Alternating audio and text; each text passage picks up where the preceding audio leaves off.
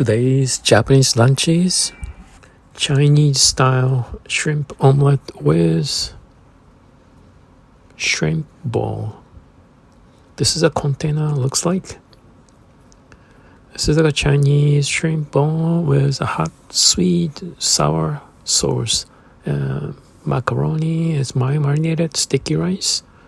And like I mentioned, this is like a chicken ball. Underneath is like looks like a hot oyster sauce on the top.